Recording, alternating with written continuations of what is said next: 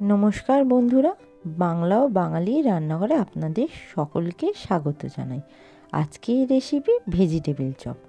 শীতে নানা রকম যে শীতের সবজি ওঠে, সেই দিয়ে যখন সন্ধেবেলা স্ন্যাক্স হিসাবে চায়ের সঙ্গে ভেজিটেবিল চপ বানানো, তার টেস্ট কিন্তু আলাদাই জায়গায় পৌঁছে যায়। আর সেইটাই আজকে রেসিপিটা শেয়ার করব। প্রেসার কুকারের মধ্যে আমি জল নিয়ে নিচ্ছি আর তার মধ্যে দিয়ে দিচ্ছি কেটে রাখা গাজর, আলু আর বিট। এটাকে আমি প্রথমে প্রেসার কুকারে সেদ্ধ করে নেব। সেদ্ধ হয়ে গেছে, এবার এটাকে ভালো করে চটকে নেব। এখানে আমি একটা ম্যাশারের মাধ্যমে প্রত্যেকটা চটকে নিচ্ছি। সামান্য একটু গোটা থাকলে অসুবিধা নেই, তাতে মুখে পড়লে খেতে কিন্তু আলাদাই ভালো লাগে। এবার আমি একটু কাঁচা বাদাম ভেজে নিচ্ছি। এক মুঠো মতো কাঁচা বাদাম আমি ভেজে একটা আলাদা জায়গায় তুলে রাখছি। একই তেলের মধ্যে দিয়ে দিচ্ছি স্লাইস করে কেটে রাখা পেঁয়াজ কুচি। এবার দিয়ে দিচ্ছি রসুন কুচি আর আদা কুচি, আর দিলাম লঙ্কা কুচি। দিয়ে ভালো করে একসাথে সবগুলোকে ভেজে নিচ্ছি।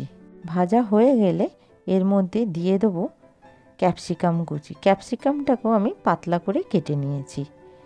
পেঁয়াজটা একটু ভাজা হলে ক্যাপসিকামটা দিয়ে দিলাম। এবার দিচ্ছি স্বাদ অনুসারে নুন দিয়ে ভালো করে নেড়ে নিয়ে দিয়ে দিলাম জিরে গুঁড়ো আর দিলাম ধনে গুঁড়ো। এবার নেড়ে নিচ্ছি ভালো করে মশলাটার সাথে, নেড়ে দিয়ে দিলাম সামান্য জল। এবার জলটা শুকিয়ে গেলে দিয়ে দিচ্ছি এখানে সেদ্ধ করে রাখা বিট, গাজর, আলুটা, আর দিলাম ধনে পাতা কুচি। দিয়ে ভালো করে সবজিটাকে মিশিয়ে নিচ্ছি পেঁয়াজ সাথে। এবার আর একটু নুন দিয়ে ভালো করে মিশিয়ে নিচ্ছি। এই সময় গ্যাসের ফ্লেমটাকে একটু কমিয়ে নিয়েছি। আর দিলাম ভাজা মশলা, বাদাম ভেজে তুলে রেখেছিলাম যে বাদামটা, সেটাই আমি এখানে দিয়ে দিলাম। মশলা হিসেবে জিরে আর শুকনো লঙ্কাকে শুকনো কড়ায় নেড়ে গুঁড়িয়ে নিয়েছিলাম, সেটাকে ইউজ করলাম। ততক্ষণ মশলাটা ঠান্ডা হতে দেব।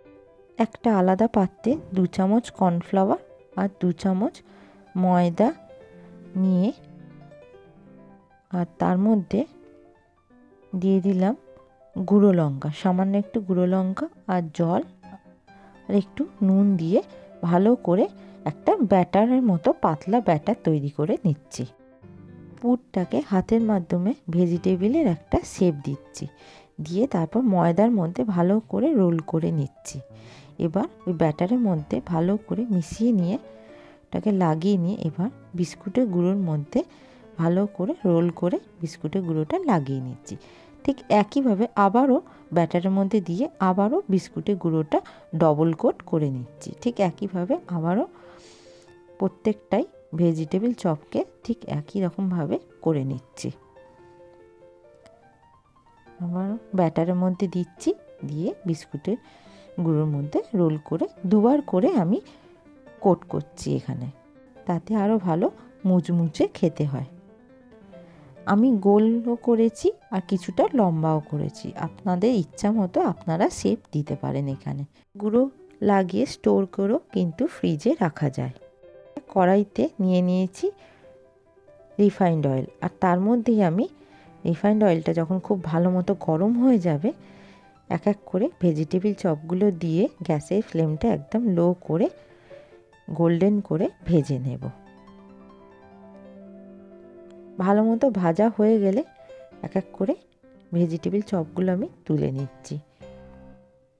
ঠিক একইভাবে বাদবাকি ভেজিটেবিল চপগুলো আমি ভেজে নিচ্ছি। এখানে আমি কটা গোল আকৃতিও করেছিলাম। ঠিক একইভাবে ভেজে নিচ্ছি, গ্যাসের ফ্লেমটাকে কিন্তু একদম লোতে করে। প্লেটের মধ্যে সাজিয়ে নিচ্ছি। কাসুন্দি দিয়ে ভেজিটেবিল চপ খেতে কিন্তু খুবই সুন্দর লাগে। যেমন দেখতে ভালো হয়েছে, খেতেও কিন্তু খুবই ভালো হয়েছে। ভিডিওটা যদি ভালো লাগে ভিডিওটা লাইক করবেন, আর বাংলা ও বাঙালি রান্নাঘরে চ্যানেলটা সাবস্ক্রাইব করে বেল আইকনটা প্রেস করে দেবেন, যাতে আপনাদের কাছে নতুন ভিডিও নোটিফিকেশান পৌঁছে যায়। Thank you for watching.